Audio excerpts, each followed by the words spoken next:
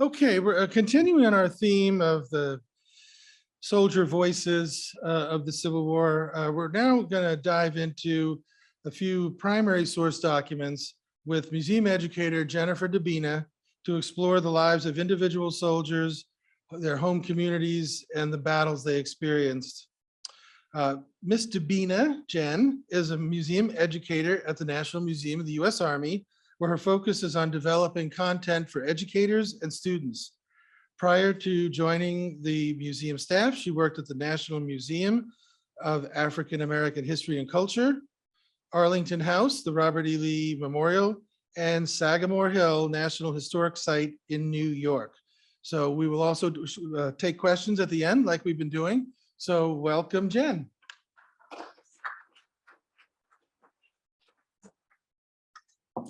Good morning.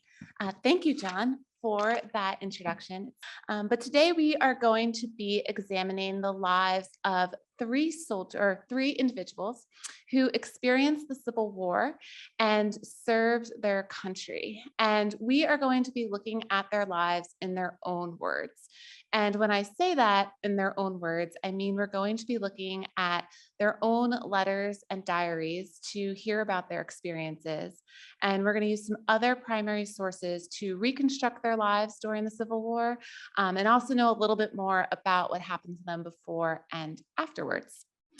And my hope is that by looking at the lives of these three individuals, you'll get to understand some of the realities of what it meant to experience the Civil War from an individual perspective, as well as understand the different motivations people had for service, what their personalities were like, but also to really get at the heart of what it means to the sacrifices, the commitments, and the challenges of soldiers during the Civil War. And my second goal is for all of my educators in the audience that you'll be able to see how you can use primary sources to construct narratives that can be compelling entryways for your audiences to connect with history and to find a more personal connection with events that happened in the past. So with that, let's get started. We're going to start with our first individual, and that man is Samuel Cable, or Cable. Sometimes his name is in the historical record. I'm going to go with Cable because that is the name that is on his military file. And Samuel Cable was a private in the 55th Massachusetts Infantry. And he was born in approximately 1841. He was born enslaved in Brunswick, Missouri, on the plantation that was owned by Robert Cable. And he'll spend his childhood in slavery, but in 1862, he escapes and he heads to Iowa. And he will live there for about a year before he decides to enlist in the Union Army. And he enlists in the 55th Massachusetts Infantry in 1863. And at that time, we know that he was 21 years old. He was 5'8". He had gray eyes and black hair. And he lists his occupation at the time as a waiter. So for that year that he was in Iowa, he was a waiter. And we know these details from his service record that we were able to gather of what he was doing right before his enlistment. But once he joins the Army, he heads to Reedville, Massachusetts. And that is where we will find him in his own words, because there in 1863, he writes a letter to his wife informing him about his whereabouts and where he would soon be headed. And in this letter, he writes, and I'm going to read you a little bit of a longer excerpt than what is on the screen, because this letter is just fantastic. I wish I could had time to read you the entire thing. But it says, "Dear wife, I have enlisted in the Army. I am now in the state of Massachusetts, but before this letter reaches you, I will be in North Carolina. Yet I look forward to a brighter day when I shall have the opportunity of seeing you in the full enjoyment of freedom. I would like to know if you are still in slavery. If you are, it will not be long before we have crushed the system that now oppresses you. For in the course of 3 months, you shall be free. Great is the outpouring of the colored people that is now rallying in the hearts of lions against the very curse that has separated you and me. Yet we shall meet again, and oh, what a happy time that will be, when this ungodly rebellion should be put down, and the curses of our land is trampled under our feet. I am a soldier now, and I shall use my utmost endeavor to strike at the rebellion and at the heart of this system that has so long kept us in chains. And so what I love about this letter for so many reasons is that you can really see what Cabell is fighting for. You can hear his passion. You can see the motivations that are driving not just him, but lots of soldiers who are enlisting in the Army. This letter is also important because it helps us put Cabell at a time and a place. We know the year is 1863. We know he's currently in Massachusetts, but he says that he is heading towards North Carolina. And that is where we will pick Cabell up next. He spends most of his time fighting in North and South Carolina. He is injured when in combat from a cannon discharge, but he'll continue to serve until August of 1865 when he's honorably discharged from the Army.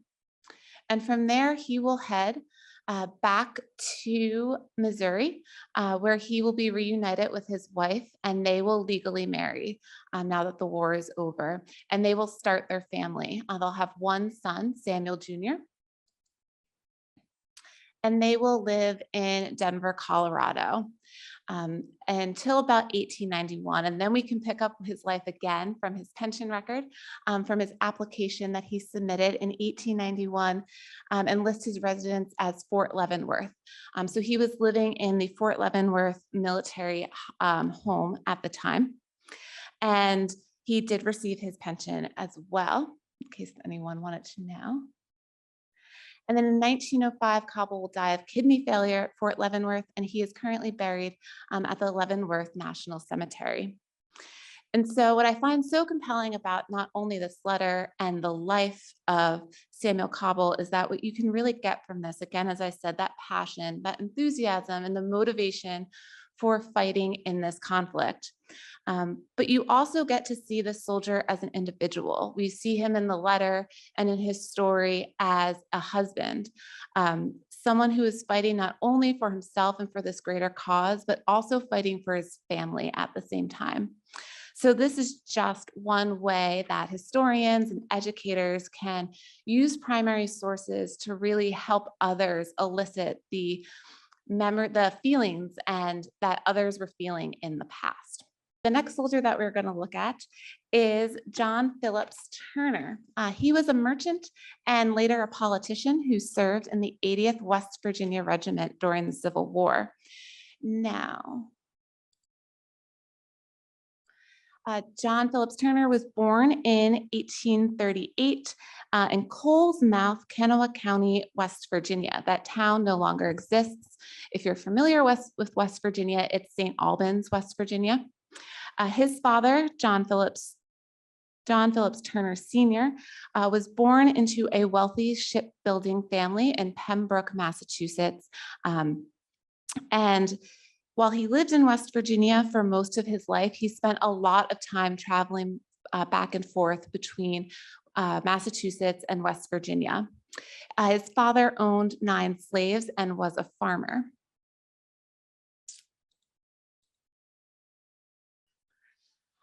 John will enroll in the University of Virginia in 1857, where he studies Latin, math, and modern languages. However, he withdraws 2 years later in 1852, and it seems that he will spend time traveling both to Massachusetts and to Kentucky. And we know that because we're going to pick up John's story with a letter that he writes in September of 1861 to Martha. And Martha is going to be his future wife, but at the time is just a friend. In the letter, he writes to his wife, who'd also grown up in the area, about the changes that he's seen taking place in the town.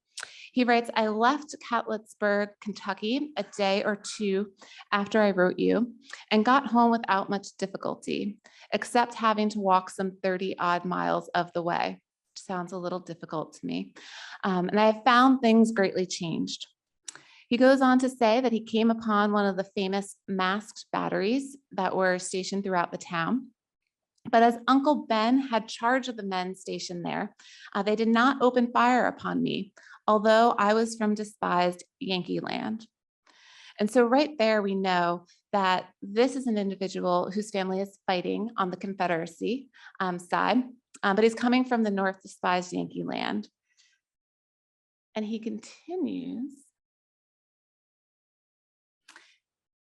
to tell Martha about the changes that he's witnessing in the town. And he writes, when I got to Valcolen, the house of Charlie Tompkins, I found the yard full of tents, which as well as the house were occupied by soldiers. These places were called Camp Tompkins. Here were the brothers Charlie, Theodore, Thorny and Corn, Thompson, Charlie Tompkins. And in fact, nearly every one of my companions and acquaintances in the county, all soldiers. Now, Camp Thompson in 1861 is a Confederate camp. It's the house where a lot of Confederate soldiers are living. It will change hands again during the war and actually become a Union outpost at the time. He also writes about what is happening at the time. He continues to share the information about nearby battles, including the Battle of Scary Creek. And he writes, it was a day after the battle at Scary, 2.5 miles below here. And they were all in high spirits as they had been completely victorious in their first fight, notwithstanding the enemy greatly outnumbered them. So from this letter, you get a really great idea about the atmosphere that is taking place in this community. The community is full of Confederate soldiers. They're in a great mood because they've been victorious.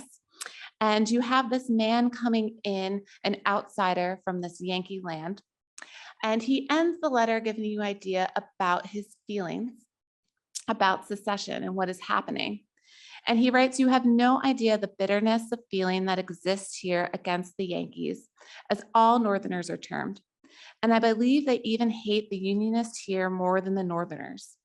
Cousin D and all my relations are astonished when I tell them I would have voted for the Union if I had been here at the election. And I suppose they think, and that I will come around all right after a while. And Turner does come around, but he doesn't come around in the way that his family might expect of him. Because just a few months later, he enlists in the Union Army. He will enlist in April 1862 in Company B of the 80th West Virginia Military Regiment as a private. And he serves under Captain John Cunningham. And family tradition states that he served as a quartermaster, although it is very hard to find some details of his actual service. But I was able to find from the West Virginia State Archives, actually the muster roll from Company B with his name on it. So he was definitely in the Union Army. And Company B was made up of men who lived in District 2 of Coles Mouth area, West Virginia. And they fought in the 1862 Kanawha Valley campaign and saw action at the Battle of Charleston. So as someone who was also fighting in that same company, we know that John Turner was most likely there and witnessed those battles. And after he completes his enlistment period, we pick him up again. So he completes his enlistment and he returns to civilian life. And on March 1, 1864, he marries Martha Elridge Taylor in Kentucky, who's the person that he wrote the letter to. We have his marriage license here on the screen. Following the war, Turner's family would return to West Virginia, but eventually they'll settle in Hamilton, Ohio, where he's elected mayor of the town. And then he'll live out the remainder of his life in Seattle, Washington. But what I really love about this letter is it shows you that the Civil War was happening in towns and communities where people were living. You can see how it's transforming the places that people called home. Farms are becoming camps for soldiers. It also gives you, again, the idea of motivation and feeling and the passion that these soldiers had for the events that were happening around them. And on a side, another thing that I just think is so interesting is he's surrounded by Confederate soldiers. His own family, he's one of many sons. His brothers all enlist in the Confederate Army. His own father is actually supplying the Confederate Army with materials and food because he's a farmer. So things that he's growing that he's giving. You can actually find receipts that his father got from supplying the Confederate Army. But it shows again this conviction that people have when they're enlisting in the Army. And we're going to look at one final individual who served the Army. And in a more unofficial capacity. And that is Rebecca Usher, who served as a nurse in Pennsylvania and Virginia during the Civil War. Rebecca Usher was born in Hollis, Maine. Her father owned a successful sawmill, but he was also a local politician who served in the state's constitutional covenant, and he was a state senator for their district. So Rebecca grew up in an upper middle class and influential family in the area of Maine.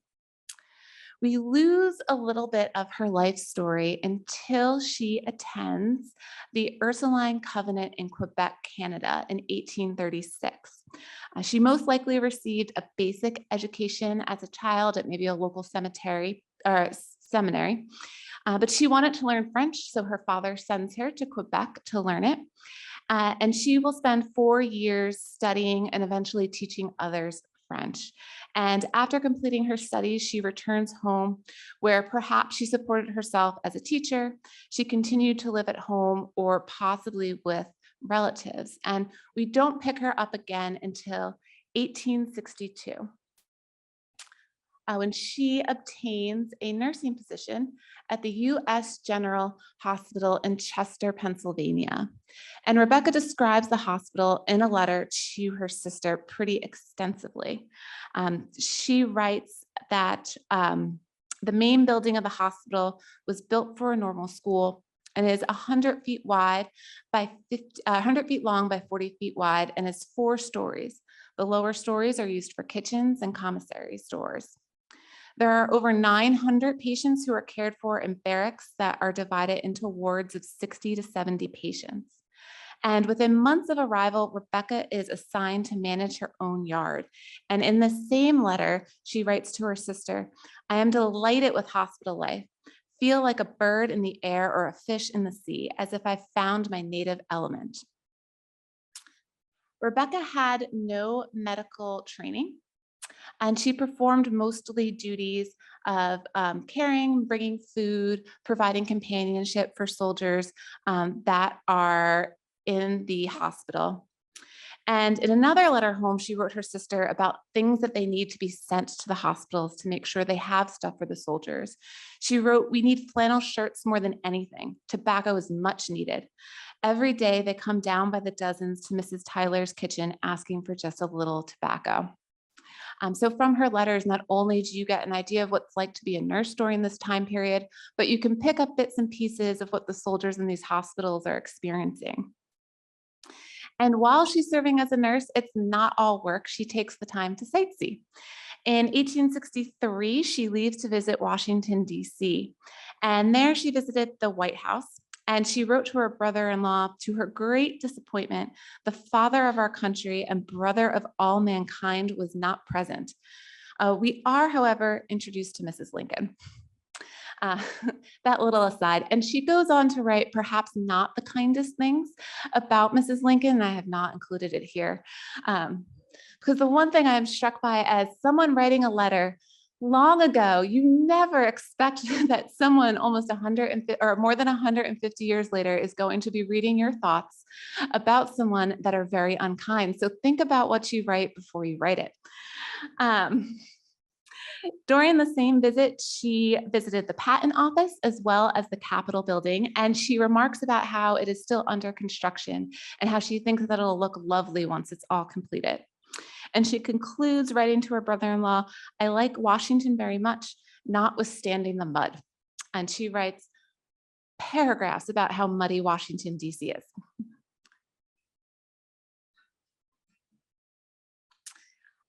For whatever reason, she leaves in the winter of 1863.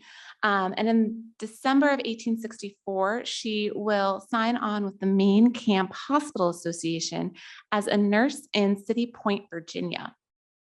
And the organization, the Maine Camp Hospital Organization's mission was focused on specifically serving the needs of the Maine boys. I was based in Maine, as you might have thought, and they collected supplies and contributions from smaller aid societies throughout the state, and they would send them to the soldiers in the field. And in the field, there would be nurses who would make sure they were distributed, and that was really what her job was going to be. So on January 10th, should say 1864, Rebecca boards the first of many trains to head to Washington, D.C. and eventually City Point, Virginia. And again, she takes the opportunity on a stopover in Washington, D.C. to do some sightseeing. I say it's sightseeing, but she's actually really just waiting to get the required documentation that would allow her to go into the hospital. And it takes a little bit of time. And she describes perfectly Washington bureaucracy of trying to get the right signatures to get her to where she needs to go. And so it shows that some things don't change. But on this short stop to Washington, she again visits the White House, but she's rewarded with an introduction to President Lincoln. Of the visit, she writes in her diary, "Admired old Abe for 2 hours. And when he shook hands with me, he said, 'How do you do, dear?'" I just imagine that this was probably the highlight of her life up to this point because she was so disappointed that she missed him the first time. But after a few days of trying to get the right signatures and the right documentation, she arrives at the City Point dock from her government transport ship, the Vanderbilt. And she obtains her transport to the main agency. And she describes the main agency as a stockade, those are her words, with 3 rooms. It has a reading room for soldiers, a room for sleeping and for storing materials for the nurses, and a pantry. And so she'll live in the stockade with 2 other nurses throughout the rest of her time in City Point. And she spends her days caring for soldiers, distributing magazines, distributing food, just providing some type of companionship to specifically soldiers from Maine during her time here. And her diary is filled with names of people she met, almost like she's wanting to make sure that if anyone asks, she can point to who she met if you're checking in on a family member. And while she's there, she alludes to the Battle of Hatcher's Run. She wrote, "A battle has been going on for the last 2 days. 1,100 have been brought into the 5th Corps." So again, not only do you get her experiences, you can start piecing together what's happening in the greater Civil War. She's also at City Point following Confederate Robert E. Lee's surrender at Appomattox Courthouse. And 4 days later, she learns of President Lincoln's assassination. And she sums up her feelings in a letter to her brother-in-law. And she wrote, "I could not believe it at first. When the terrible truth was forced upon me and almost paralyzed, it seemed as if the sun would never shine again. All the future seemed shrouded in impenetrable sorrow." And so we don't know when exactly Rebecca leaves City Point, but we do know when she was back in Maine, because in August of 1865, she writes a letter to another friend about a visit to meet General Grant in Portland, Maine. And she wrote, "We all went to Portland to see General Grant and shook hands with him at City Hall." Of Grant, she writes, "Grant is a silent man, talks very little, and never because he is expected to say something. His face is as remarkable for what it conceals, feelings and emotions." So what I also find interesting about this letter is she also met Chamberlain in the same meeting and writes nothing about it other than he was there. So you can surmise her feelings about General Grant, but I think it's interesting. Anyone I've met from Maine loves Chamberlain, and she had the opportunity to meet him and wrote paragraphs about Grant and her admiration for him. And so following the war and following this letter, she will spend the rest of her life in Maine, visiting friends, following up with the people that she met while she was serving as a nurse at City Point, and keeping in touch with them. So in those three short examples of using primary sources, I hope it gave you an opportunity to connect with soldiers, but also others who were serving the Army at the same time, and just give you an idea of the varied perspective of all of the soldiers who are serving during this time period. And with that, I'd be happy to take any questions. You mentioned that Turner's family owned slaves. Is there any evidence this might have contributed to his decision to enlist in the Union Army? There is not really any evidence that it did. The only real evidence for his motivation is that he was a staunch supporter of the Union. He never makes any comment in a letter that he is actually has any anti-slavery sentiments. It seems as though his motivation is purely to preserve the country. In the first story that you talked about, Private Cable, he enlisted in the 55th Massachusetts in Iowa. So he enlists there, and he is placed into the 55th Massachusetts United States Colored Troops. So that is why he is Did sent there. Massachusetts have recruiting stations wherever they could find a large group of blacks? Or they? The Army did. Mr. Cable, I was very impressed by his articulateness, and which rings true of education. His use of the English language is extremely good. Was he educated as a child? Is there any evidence of that?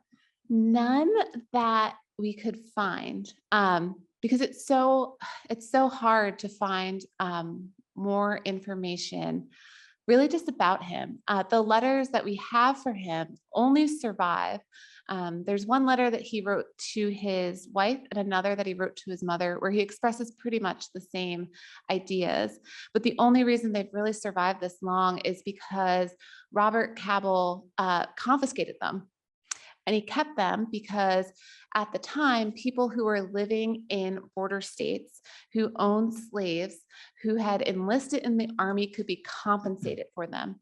So he saved his letters and he put it in an application package that he sent to the federal government to prove his loyalty and to be compensated $300 for him. We don't know if he ever received the money, but the file still exists. The file is actually in the National Archives, along with all of his service record that you could go through as well. One quick follow-up. He was buried at Fort, he was in a home. It sounded like a VA soldier's home. Is that correct? Was it integrated? I guess is where I'm getting to. That is a great question. I don't know the answer to if it was integrated or not. I know it's the military home at Leavenworth.